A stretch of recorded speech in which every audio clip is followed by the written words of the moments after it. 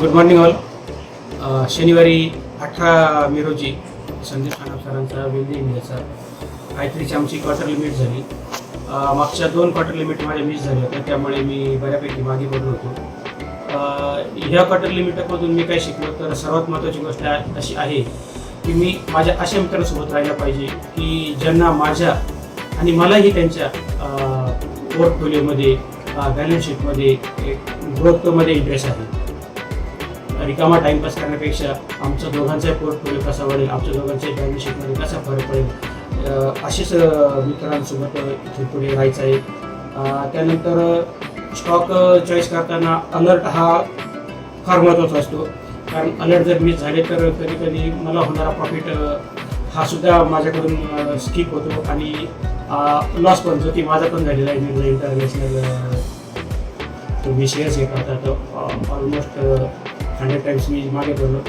त्यानंतर सरांनी जे मेंटरचं उदाहरण दिलं की छत्रपती शिवाजी महाराजांचे मेंटर होते राजमाता जिजाऊ आणि शहाजीराजे त्यांचे एंजल इन्व्हेस्टर होते आणि बाकी त्यांच्या प्लॅनिंगसाठी महाराणी सोयराबाई. तर असे जर घरातले फॅमिली मेंबर जर आपल्यासोबत असले मेंटर असले तर निश्चितपणे माझ्या पोर्टफोलिओमध्ये फरक पडतो.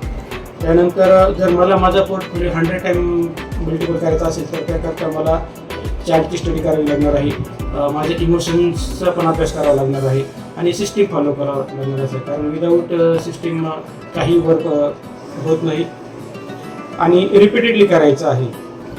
कारण जोपर्यंत मी इन्व्हेस्टिंग एजंट होत नाही तोपर्यंत मला ह्या गोष्टी रिपीटेडली करायच्या आहे. त्यानंतर talent plus effort is equal to skill आणि skill plus effort is equal to achievement.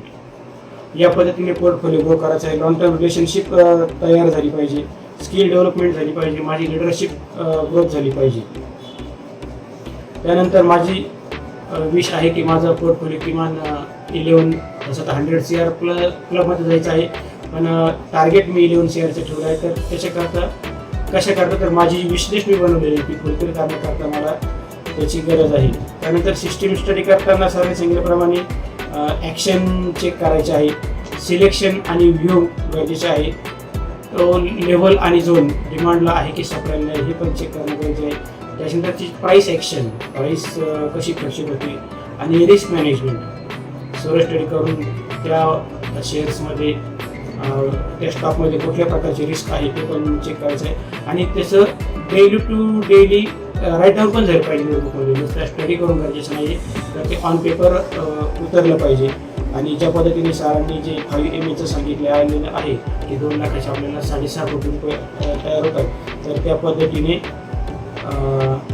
काम करायचं आहे. त्याच्यानंतर FOMO fear of missing opportunity हे सुद्धा ठीक आहे, एखादा माझ्याकडून स्किप झाला असेल ओके ठीक आहे, कारण पुढे पण त्या स्टॉक संदर्भात ऑपॉर्च्युनिटी येत असतात. तर अशा प्रकारे सरांनी जे शिकवलं त्याबद्दल आम्ही निश्चितपणे आमच्या पोर्टफोलिओमध्ये माझ्या मित्रांसोबत मी ग्रोथ करेन. Thank you Sandeep sir, thank you.